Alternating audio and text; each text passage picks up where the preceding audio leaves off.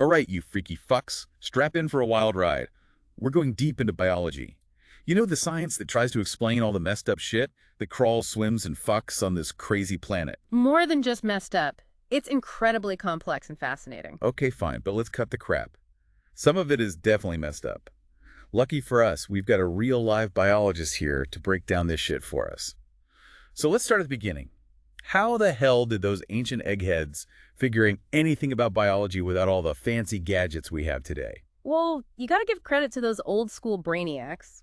The ancient Egyptians, for instance, were practically experts in anatomy. They were ripping out guts and preserving bodies way before it was cool. Damn, that's metal as fuck. I mean, think about mummification. They had to know where all the organs were and how to remove them without completely destroying the body. So they were like the OG surgeons. Pretty much. And they weren't just hacking and slashing, they were also developing medical treatments based on their observations. Some of their remedies, like using honey and mold for wound healing, are still relevant today. So they were basically the first biohackers. Wild. What about those toga-wearing philosophers? The Greeks, weren't they more about thinking than doing? They weren't afraid to get their hands dirty either. Aristotle was a master of observation. He spent countless hours studying animals and plants, trying to categorize them and figure out how they worked. He was the first to propose a system for classifying life, and he even recognized the similarities between different species, hinting at the idea of a common ancestor. Hold up, so this dude was basically foreshadowing Darwin like 2,000 years earlier. That's some next-level shit. Exactly. And then there's Theophrastus, the so-called father of botany. This dude was obsessed with plants. He wrote entire books describing their structure, how they reproduce, and even their medicinal uses. He was basically the ancient world's weed dealer, but with more scientific credibility. Okay, I'm starting to see a pattern here. These ancient dudes were way smarter than we give them credit for. But let's fast forward a few centuries. What about the Islamic Golden Age? Didn't they make some major contributions to science? Absolutely. Scholars like Al-Jahiz were writing about animal behavior and evolution way before Darwin.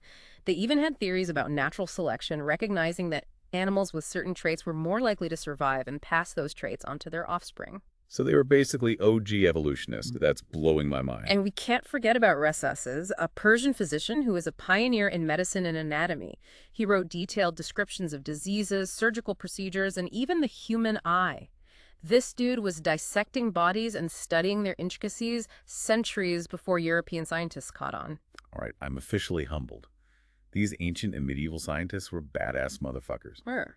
But let's be real, the game changer for biology was the microscope, right?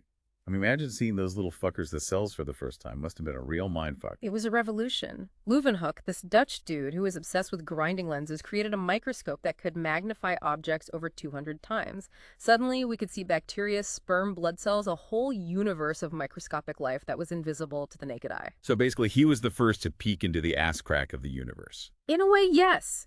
And this discovery led to the development of cell theory, the idea that all living things are made up of these tiny units. It was a paradigm shift, a fundamental change in how we understand life. Cells, cells, cells. Those little bastards are everywhere.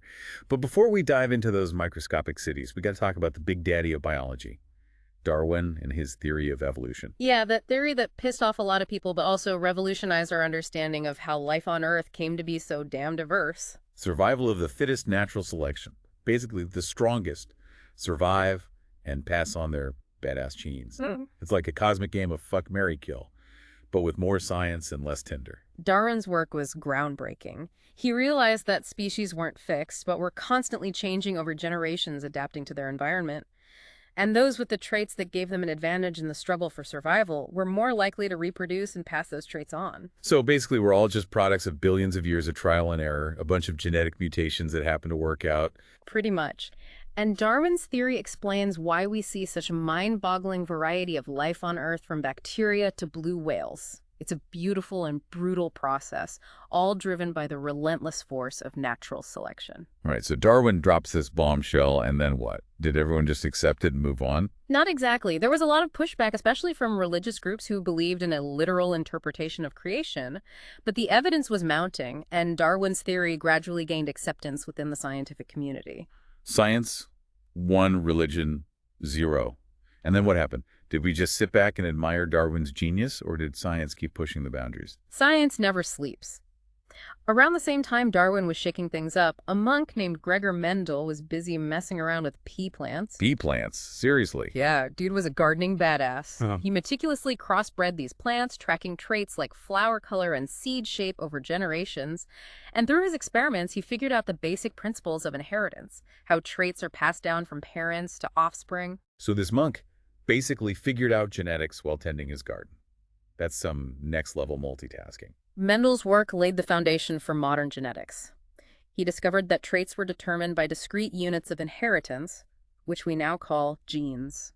Genes, those little bastards that control everything from our eye color to our predisposition to bad decisions. Exactly. And the discovery of DNA, the molecule that carries these genes, was the next big leap. Watson and Crick, those two dudes who basically stole the discovery from Rosalind Franklin, figured out the double helix structure of DNA, revealing the code of life. So DNA is like the blueprint and genes are the instructions. And all this information is packed into every single cell of our body. Mind-blowing, right? And that brings us to the Human Genome Project, this massive effort to map out all the genes in human DNA. It's like having the instruction manual for building a human being, except it's way more complicated than assembling IKEA furniture. Hold up. So we know the code of life. Does that mean we can start designing designer babies and shit? It's not that simple. The human genome is incredibly complex with billions of base pairs and thousands of genes.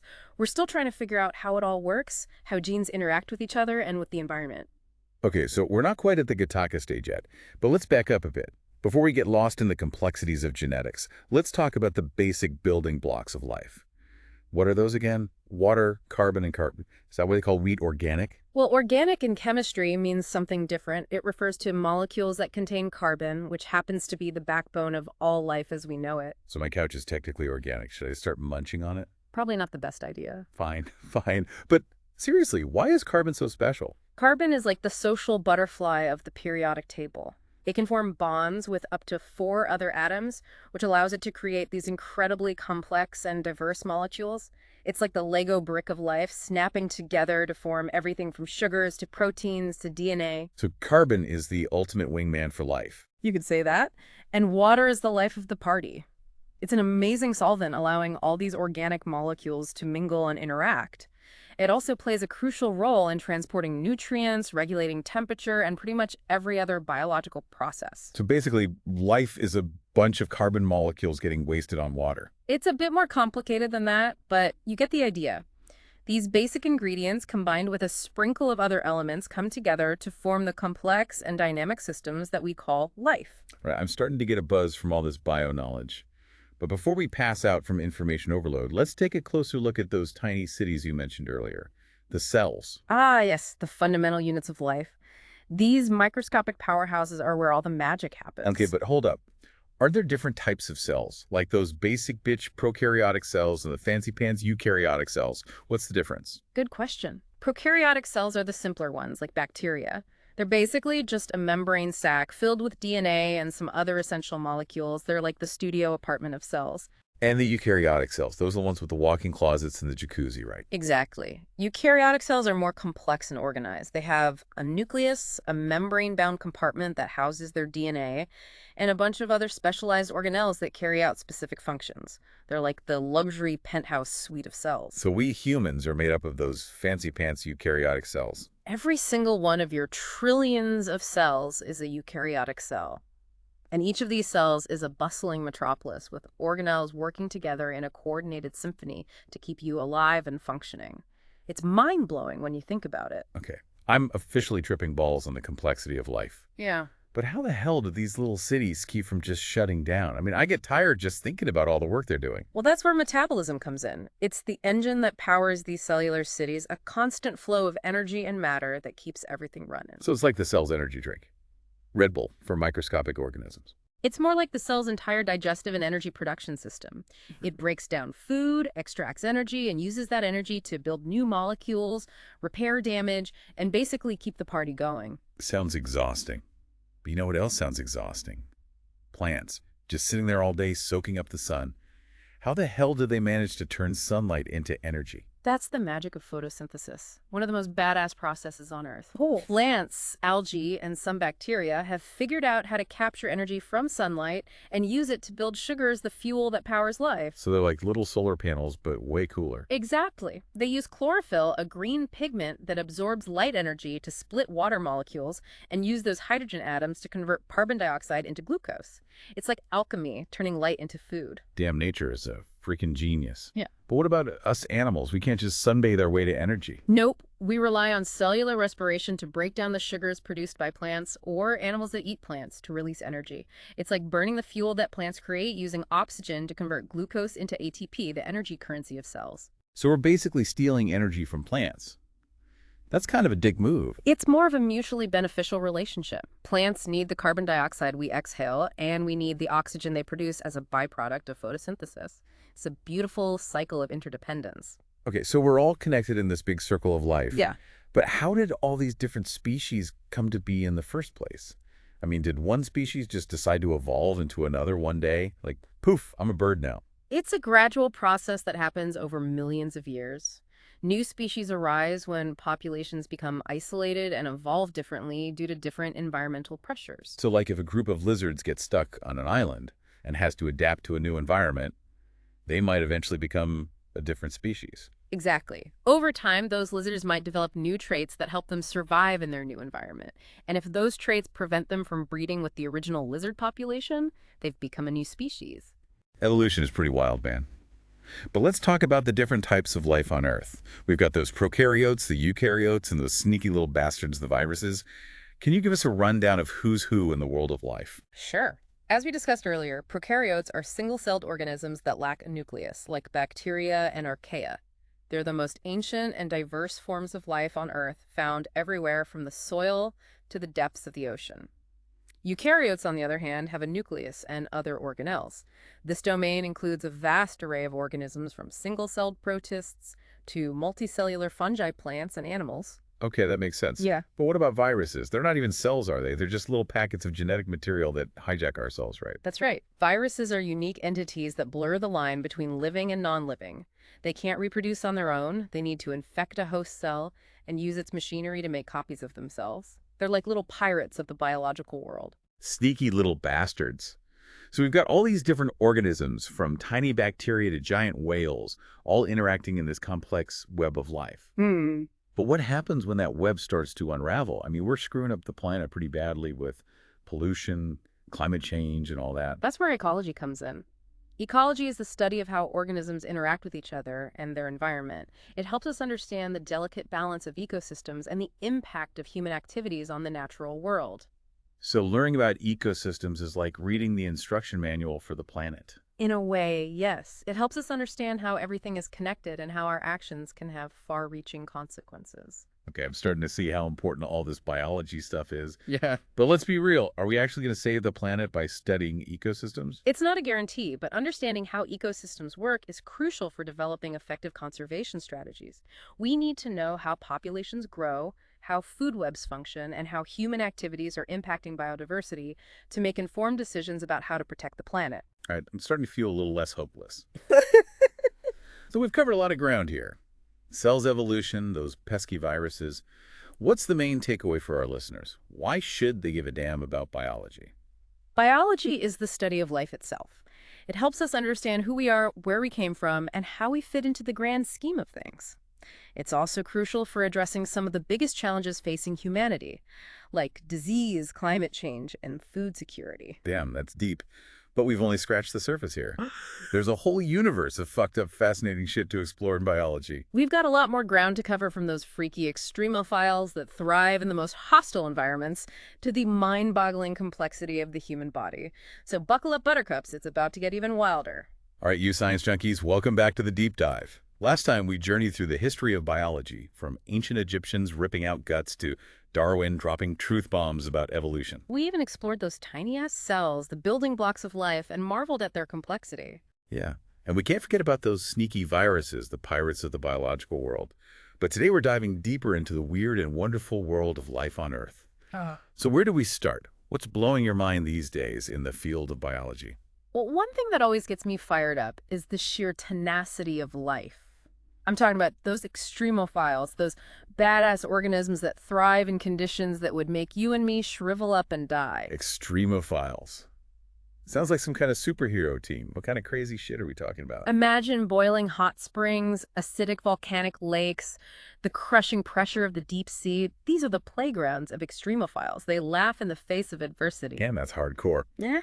What kind of freaky creatures live in those hellscapes? We've got thermophiles who love heat so much they practically melt your face off. Acidophiles who chill in acidic environments that would dissolve your bones. Halophiles who are salt-loving maniacs that thrive in the Dead Sea. And even psychrophiles who prefer freezing temperatures that would turn you into a human popsicle. So basically aliens living right here on Earth. In a way, yes. They challenge our very definition of life.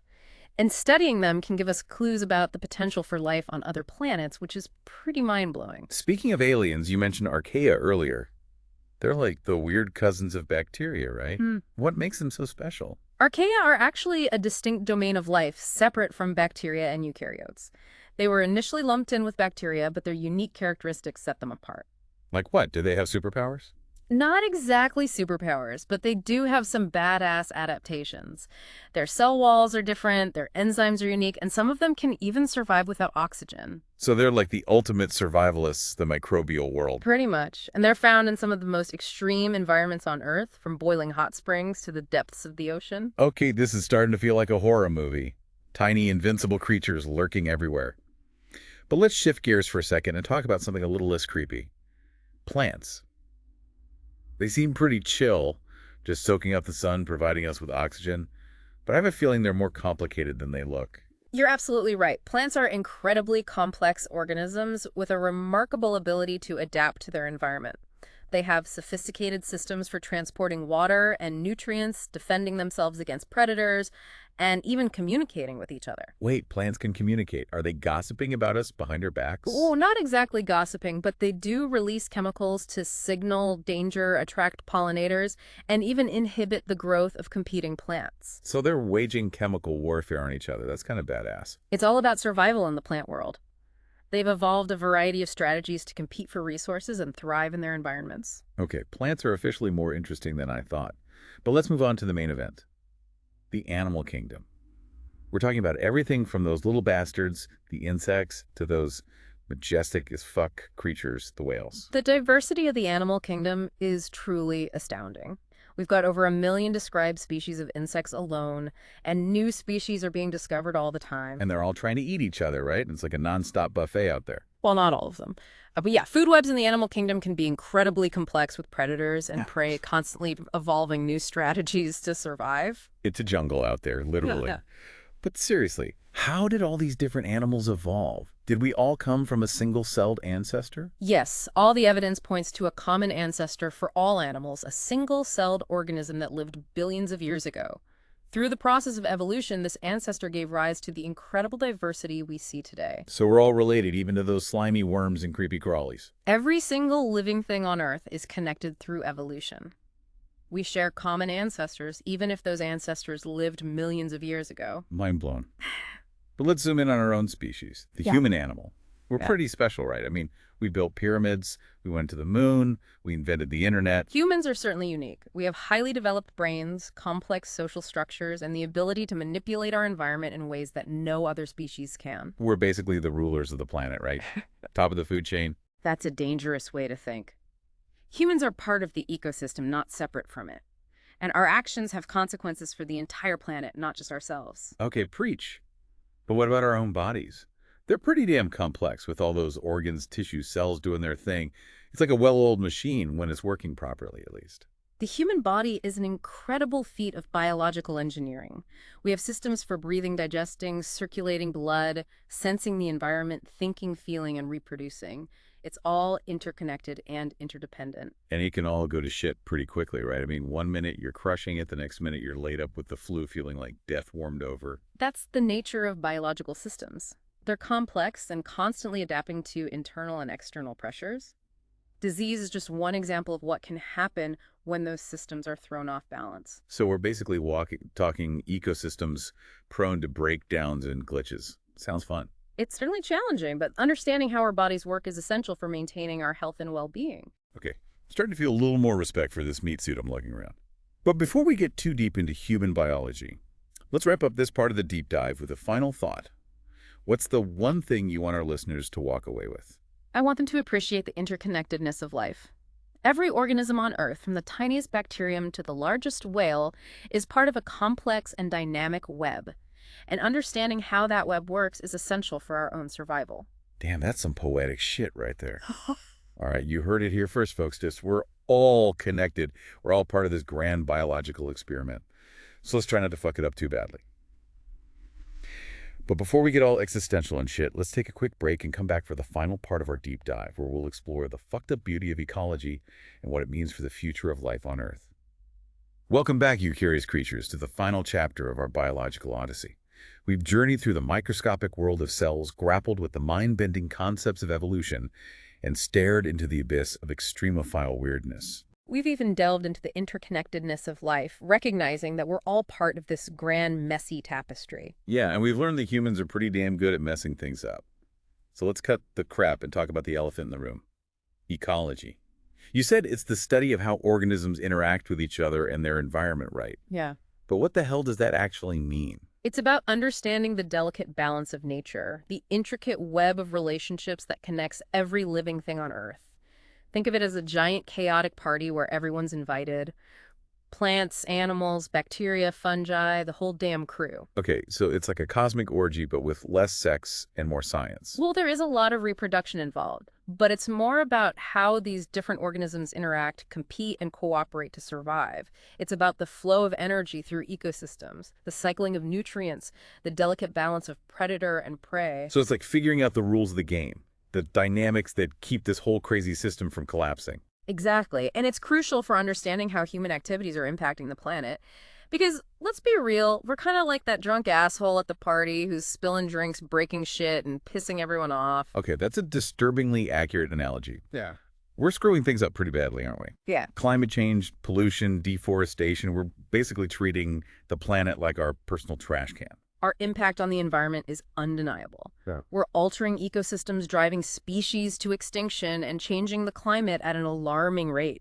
It's like we're playing Jenga with the biosphere, pulling out blocks without any regard for the consequences. So we're the villains in this story, the ultimate party poopers. It's not that simple. Humans are part of the ecosystem, but we've become a dominant force capable of causing widespread destruction.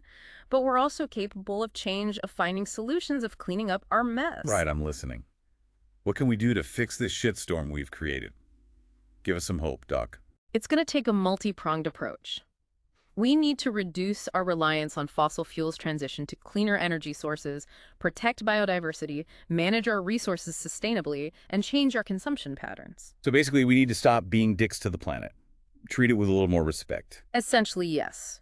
We need to recognize that we're not separate from nature, we're part of it, and our actions have consequences for the entire web of life. Okay, that's a pretty tall order. But if we don't get our shit together, things are going to get really fucked up, right? We're talking Mad Max levels of apocalypse. The consequences of inaction are dire. We're facing a biodiversity crisis with species disappearing at an alarming rate. Climate change is causing extreme weather events, rising sea levels, and widespread disruption. It's not just about saving the planet, it's about saving ourselves. Damn, that's some heavy shit. So we've talked about the problems.